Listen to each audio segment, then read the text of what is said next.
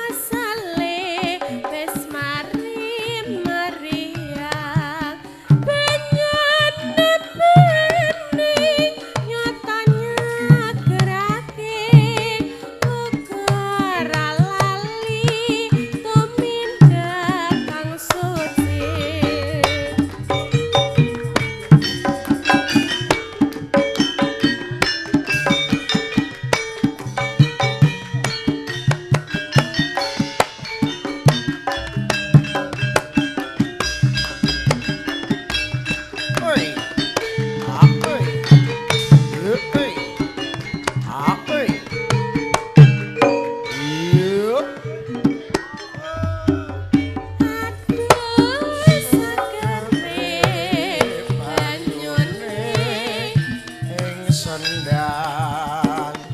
ilang kesele wis mari ramriang banyu ne bening tancah ngesemake ora lali mring tindak kang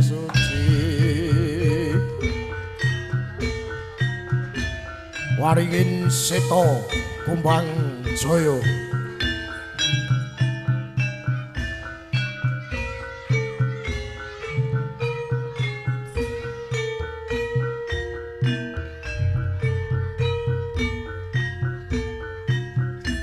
yo yo yo yo yo yo yo yo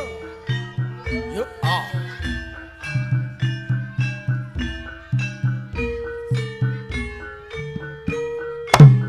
yo ah hey oh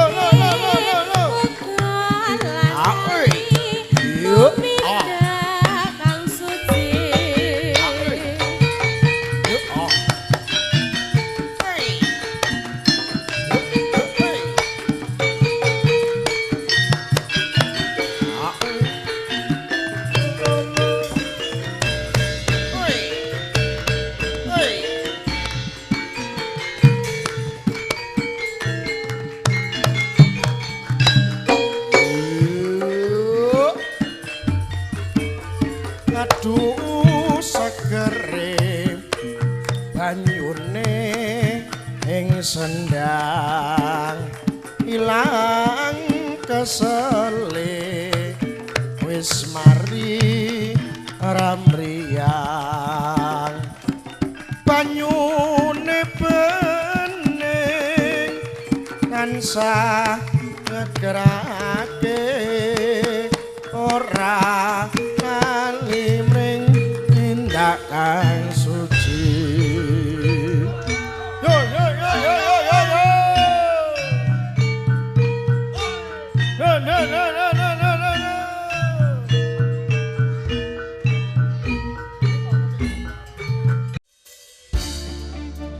nek bro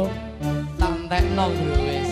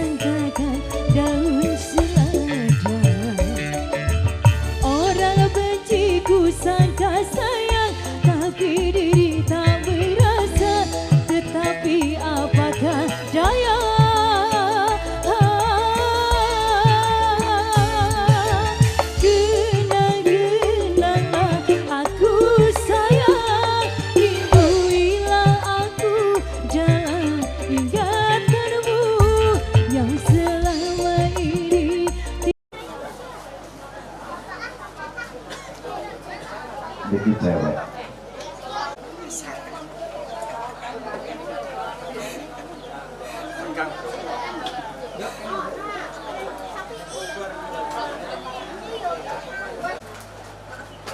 Segini bilang bukan obat. Kami tahu siapa cuma tahu Dewa Daru, Joyo Daru, Lepasin apa kembar mayang.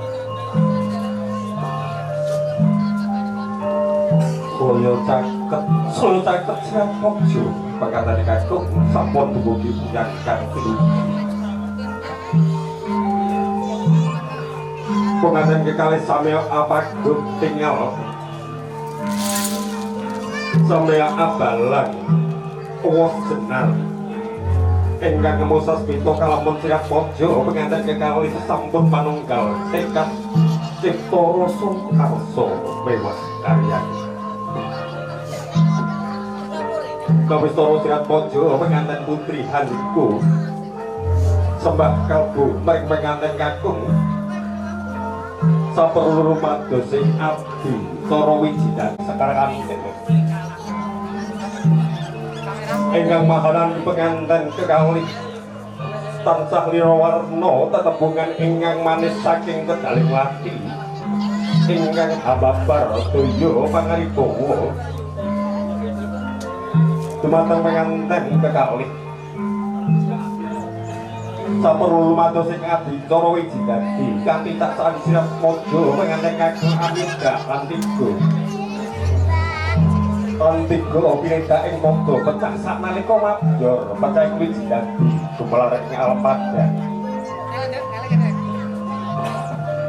Laju sirah mojo penganten putri kemarin ngamiji amen kang raka minangka paralampita sali-saliring Sukerta ugi lurus mulya panggiraharja punapa ingkang dipun tindakaken boten alingsir saking paugeраning nagari saha satataning agami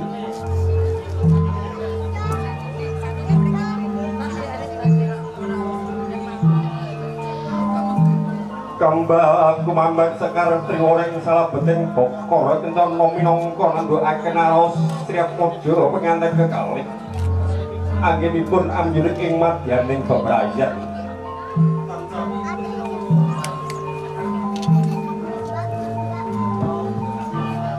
tansah tinangsulan ing reh kautaman punapa ingkang dipun tindakaken boten alingsir saking paugeran nagari saha satataning agami anganti Sri Mojo penganten putri menika kang winastan abdi cara adat junjung derajat kalau monto Sri Mojo penganten putri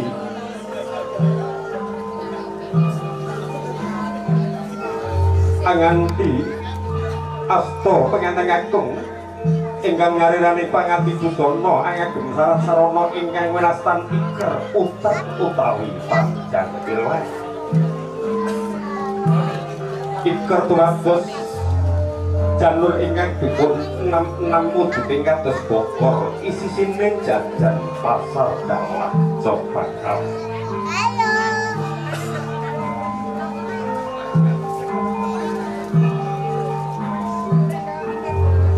Merdi kang sinandi penganten sampun kineker talining arambi pramila saged amel perpring hawa nafsu amarah alu amah sukyatala pun mahita ugi gendi pratala kabengaken ambal kaping 3 pirangka piweling sangkang paraning dumadi purwa madya ngantos kusana kepareng lir gumanti pangrengga busana samangke anggenempi risang temanten sakara ugi milih perangan 3 mriko ingkang wonten jagat raya dhateng langgeng sedhilun bapa ingkang atau gating boten becak-becake antawisipun putra mantu lan putranipun piyambak sedaya karangga kados putranipun piyambak panjenengan bapa Suyai Jumangkah kanthi lonan angginya umaksana kagindo kaboyo wonten sasana rinengge ingkang samangkel geged kami suda minangka raja sedina ratu sedaya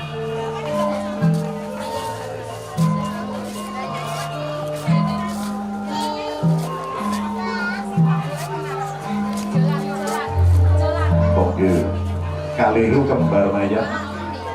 ingkang samangke sagedipun wucal wonten sang ingkang salajengipun sami bapak pangandikan pangen ya Budi datur ini mbak putramu sanoron saja bisa bundur makaryane lancar muga-muga rezekine tansah mancur kacar kucur paring pasepon bilih penganten kalih tansah sinisihan kang ateges sami bobot kados maneh penganten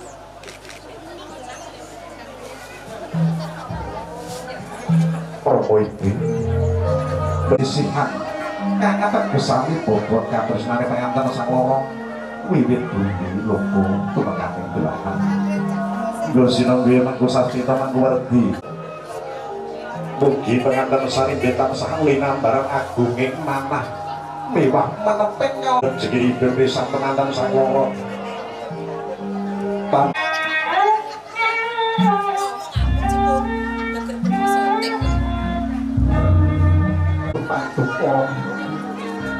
Kulit dimarilah di pangestu saking panjenengan niku. Nanging kula pisan pangke walas kula pok. Walas saking kita menawa dalasan. Kula modal sak bisa sakiran jar kabar gas walas. Lah kowe ojo ninggalno piwulang saka guru Pancrat Mojo lan kali anggen pun ambil imbal jadi problem. Pagasan iso yang aku yang keluar gitu terasa itu. Wong luar iso nyopo gitu ya. Kestok kedah ulo.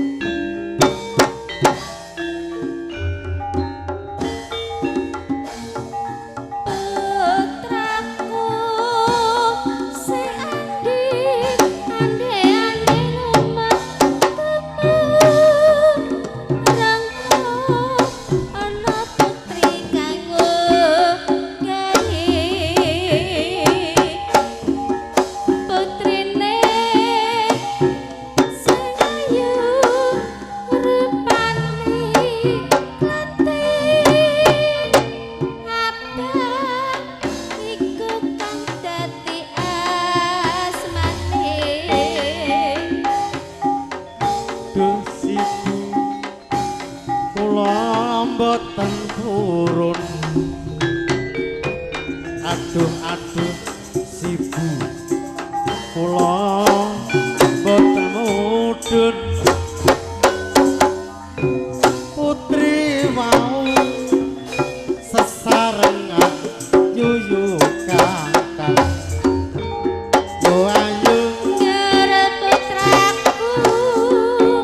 sendi ane-ane umat rana putri kanggo gaye putrine sing ayu rupane ijo iku kang dadi asmane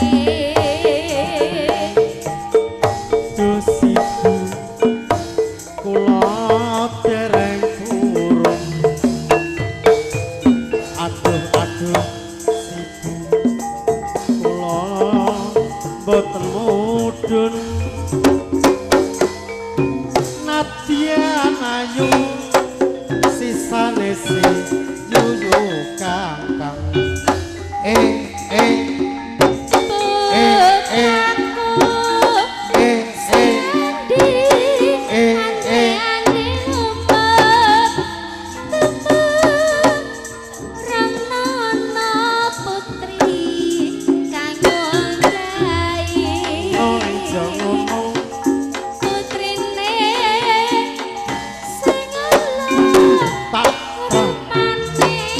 tarik